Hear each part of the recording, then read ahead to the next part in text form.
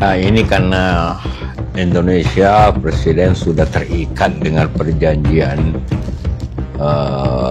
dengan Amerika yang banyak pihak termasuk saya itu terlalu memberikan hak ke Amerika terlalu banyak dibanding kita, sehingga itu mengikat, sehingga beliau tidak banyak memberikan komentar tentang Iran justru.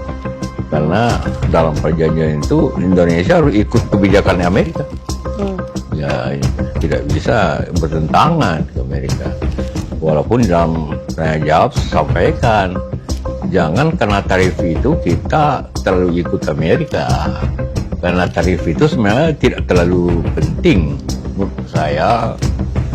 Karena yang bayar bukan kita, Amerika yang bayar, orang Amerika yang bayar bukan kita. Dan itu tidak besar sebenarnya.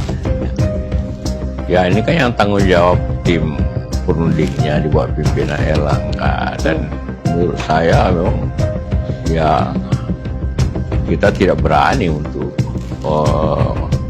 bertentangan dengan Amerika. Itu masalahnya, padahal itu gampang sekali. Apa susahnya kita berbeda pandangan? Jelaskan semalam. Kenapa kita mesti takut tarif-tarif itu?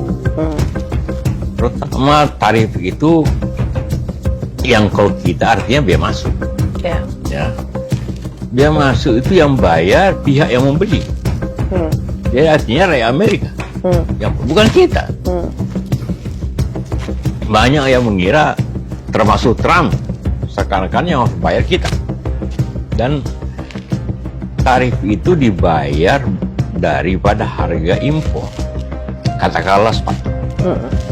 Sepatu itu kalau diekspor ke Amerika dari Indonesia harganya $15.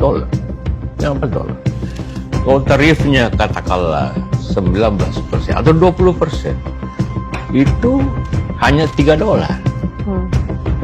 $3, sedangkan dia jual itu $60-70 sepatu itu. Jadi ya promosinya, untungnya macam-macam, itu hampir $50.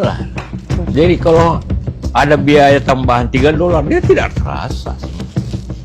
Jadi tidak ada soal sebenarnya. Itu yang bayar adalah konsumen kan? Konsumen Amerika. Importirnya yang bayar. Ya kemudian yang bayar importir, kemudian dia jualnya, tapi saya yakin Amerika pengusaha dia tidak naikkan harga di Amerika karena ya $3 aja.